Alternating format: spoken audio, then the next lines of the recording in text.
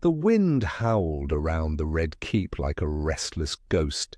It slipped through the cracks in stone walls, whispered under the heavy doors, and swirled in the empty throne room like it, too, sought power.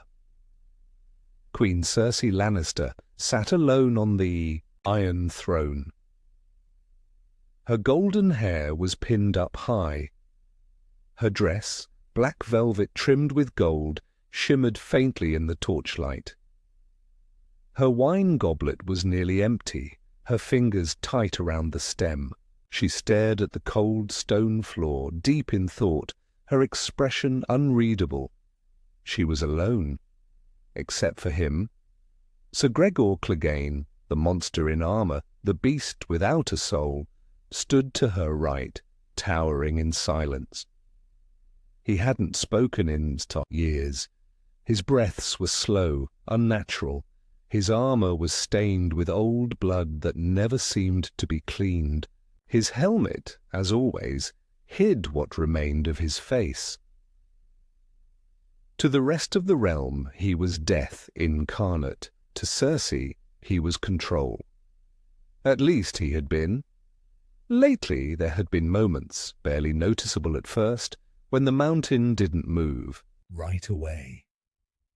A second's delay when she gave him an order, a shift in his breathing, a twitch in the hand that held his sword. She didn't mention it to anyone, not even Qyburn, but she had noticed. That night, Qyburn came to her chambers uninvited, clutching a stack of old parchment. "My queen," he began, his voice soft and careful, "there is something you should know. I have seen disturbances in Sir Gregor's behaviour. The magic that binds him, it was never perfect, and it is unraveling." Cersei stared at him, her jaw tight. "You said he would obey until the end." "And he has," Qyburn replied quickly. "But he is not mindless. His soul, if there is anything left of it, may be remembering or resisting. I don't know which is worse." She rose from her seat and walked to the fire. "You told me he was mine, that death had made him loyal." "He was," Qyburn said. "He is. But death is not as obedient as we thought." Cersei turned slowly to face him. "Fix it." Qyburn hesitated. "I've tried. I fear I've done all I can." The next morning, the throne room was filled with tension. A defiant lord from the Reach, young, proud, and foolish, stood before her, refusing to pledge loyalty unless she allowed food shipments to his people. Cersei's lips curled in disgust. "Gregor," she said, not raising her voice. The mountain stepped forward, but then he stopped, only for a moment, a heartbeat. His gauntlet twitched. The air in the hall went still. Everyone noticed. Cersei's eyes narrowed. "Sir Gregor," she repeated, voice like ice. With a sudden motion, the mountain grabbed the young lord by the throat, lifted him into the air, and crushed his windpipe before tossing him to the marble floor. The body hit with a dull thud, but it wasn't the execution that disturbed the room. It was the hesitation. That night, Cersei stood in her chambers, staring at her reflection in the mirror. She could feel the realm shifting. Daenerys Targaryen was drawing nearer. Jon Snow too, enemies everywhere, friends nowhere. But she had her monster, didn't she? Behind her, Gregor stood, as always, silent, still. Cersei turned toward him slowly. "Will you kill them all for me?" she whispered. "When they breach the gates? Will you burn the world for me?" The mountain didn't move. "Say something," she snapped, stepping closer. "Nothing." His breathing changed. A growl, a rattle. Cersei took a step back, heart quickening. "You serve me, I command you." The torchlight flickered across the steel of his helmet, still silent, still staring, and then he turned and walked out. Not to his post, not to the hallway, just away. Cersei called for Qyburn. "Left," she said, pacing. "He left me. I told him to stand guard." Qyburn frowned. "Left? Without word? He has never— I don't care about what he's never done," she snapped. "What is happening to him?" Qyburn's hands trembled as he pulled out a worn journal. He may be awakening. A part of him, the man who was Gregor Clegane, may be clawing its way back. The pain, the rage, it may no longer be contained. "He's mine," she growled. "He was made for me." Qyburn met her gaze. He was made from death.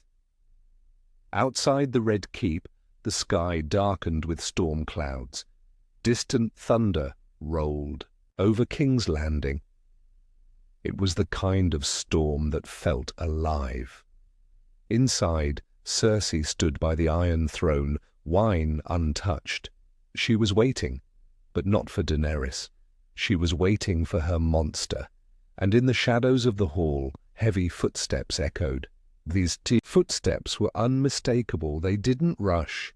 They didn't drag. They thudded, deliberate, measured, like drums of war approaching the heart of power. Cersei stood tall at the base of the Iron Throne, hands clenched behind her back, eyes fixed on the archway. Thunder growled outside.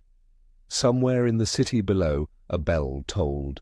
Then he appeared, Sir Gregor Clegane. The Mountain. But something was different.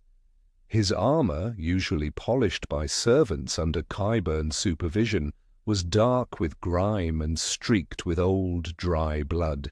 His helmet tilted slightly, as if his neck no longer moved naturally. His entire frame seemed more decayed, not just undead, unstable, and behind that faceless mask, something stirred. Cersei tried to keep her voice steady. "You disobeyed me." The Mountain stopped in the center of the throne room. "You left your post," she continued, stepping forward slowly. "You don't move without my command." The Mountain said nothing. His head twitched once, then again. "I gave you life," she hissed. "Qyburn gave you purpose. Without us you would be rotting in the dirt." Still, he didn't respond. Cersei's face hardened. "Look at me." Slowly. The Mountain lifted his head. Cersei's breath caught. She didn't know how she knew, but she knew he wasn't looking at her. He was looking through her, and worse, he was remembering. Qyburn burst. "Into the room out of breath, my queen! Don't stand so close, he's unstable, I warned you." With terrifying speed, the Mountain moved. One massive arm swept forward. Qyburn was flung like a rag doll across the marble floor. He hit a pillar with a sickening crunch, his neck snapping. Instantly, blood smeared the white stone. Cersei screamed. The echo of it bounced off the throne room walls. Her control, her invincibility shattered in an instant. This was not her weapon anymore. This was a ghost made of rage and violence. She backed away slowly at first, then faster. Her heel caught the edge of her gown. She stumbled, but didn't. "Fall, Gregor," she tried. "Sir Gregor, listen to me."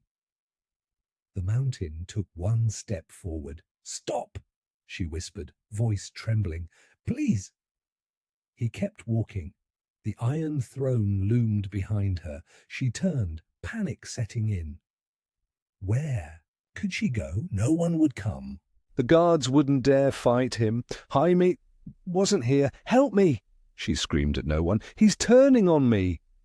But the Red Keep was quiet. The only reply was thunder. Suddenly she remembered the wildfire hidden deep beneath the castle. She had once burned her enemies with it. Now she wondered if she would be the one to burn. The mountain reached the base of the throne steps. Cersei climbed backward up the stairs, her breath short, her vision blurred by fear. "This isn't you," she pleaded. "You serve House Lannister." A low sound came from the mountain. Not a word. Not quite a growl. Just something human enough to chill her blood. A flicker of memory, maybe, of the man he once was. A killer of children. A torturer of the weak. a tool of the Lannisters and a brother. He climbed the steps after her, step by step, silent, unstoppable. When Cersei reached the top, she turned and placed a hand on the throne for balance. "I made you what you are," she shouted. Her voice cracked, but the mountain didn't slow. She grabbed a nearby candelabra and threw it. It clanged off his shoulder, useless. "I am the queen." Nothing. She tried one last time, her voice small, desperate. "Please don't." The mountain paused. Just one moment. Then, with a slow, deliberate motion, he reached up with both hands and removed his helmet. Cersei gasped. His face was worse than the stories. A mass of decaying flesh, sunken eyes, a grotesque grimace frozen in time, the stench of death wafted toward her. And yet in that rotting face, she saw recognition, not loyalty, not mercy, memory. She tried to run, she really did, but it was too late. With one monstrous hand, he grabbed her throat, lifted her high above the iron throne. Cersei struggled, kicking, clawing. Her screams turned to gurgles, her eyes wild with terror. The mountain didn't roar, he didn't speak, he just watched like an executioner waiting for silence. And then, with a sickening crack, he ended her. The Queen of the Seven Kingdoms died.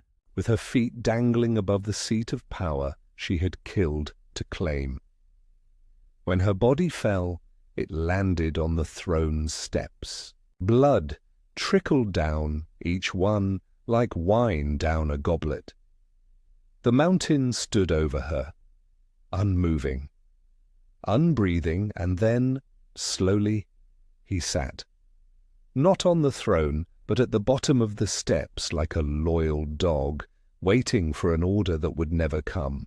The bells of King's Landing rang in mourning and chaos, not by order, but because no one knew what else to do.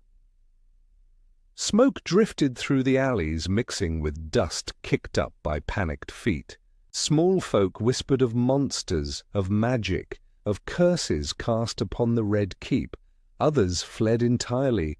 Too many strange things had happened in the capital, and this was the worst yet. No one had seen the Queen, no one had seen Qyburn, and the last report from the throne room said only this: "He's still in there." Jon Snow rode through the shattered gates. Grey Worm and the Unsullied moved silently behind him.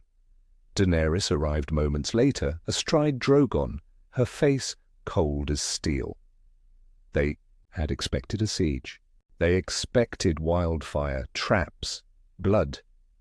What they did not expect was silence. The gates were unguarded. The soldiers inside had either fled or surrendered, and the throne room, still and waiting. Jon was the first to step through the great hall doors. Even after all he had seen, battles with the dead, the long night, the fall of Winterfell, nothing prepared him for this. The throne room was littered with shattered pillars and streaks of blood. One wall had caved slightly inward, as if something enormous had smashed against it. The torches were nearly all burned out, and at the base of the Iron Throne lay the body of Cersei Lannister. Her neck bent unnaturally, her arms limp at her sides, her dress torn where metal fingers had gripped too tightly. Daenerys entered behind Jon, and for a long moment neither of them spoke. The great enemy, the Queen of Ashes, the breaker of faith, the mother of madness, was gone, not by sword, not by fire, but by the hand of her own creation. Then they saw him, Sir Gregor Clegane, still seated on the bottom step of the throne. Helmet gone, face exposed, his eyes were open. Dead and yet not dead. Watching, breathing, waiting. Grey Worm stepped forward, hand on his spear. Jon stopped him. "No," he said. "Look at him." The mountain didn't rise, didn't move. His hands rested on his knees like a statue built from nightmares. "I've seen that look before," Jon whispered. Daenerys narrowed her eyes. "Where?" Jon's voice was low.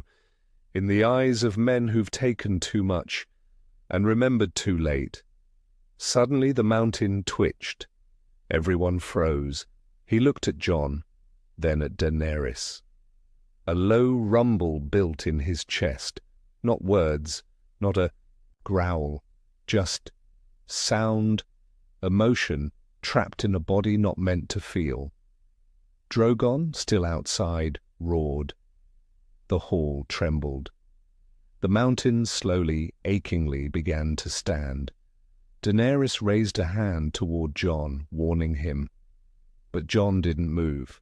"He's not going to attack." "How do you know?" she asked sharply.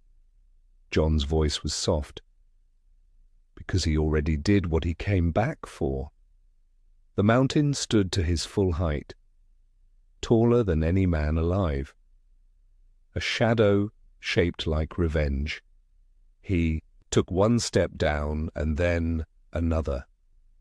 He passed Cersei's body without a glance, walked past Jon, past Daenerys, until he reached the center of the throne room.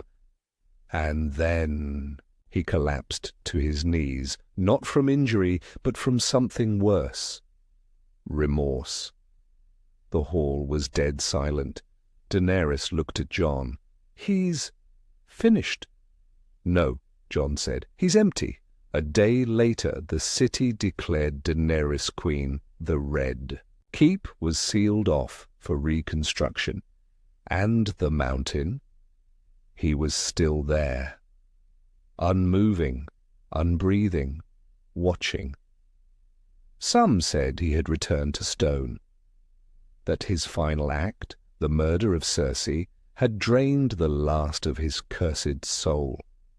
Others said he waited for his brother in death, for his sins to find him, but the story passed into legend quickly, and the Iron Throne, when they returned to it days later, was stained red where Cersei's body had lain. The blood wouldn't come out, not even after they melted the throne. Cersei thought power made her invincible. But it wasn't Daenerys. It wasn't Jon, not Jaime, not poison, not war. It was the monster she fed, and in the end, the one thing she couldn't control was the only thing that remembered who she truly was.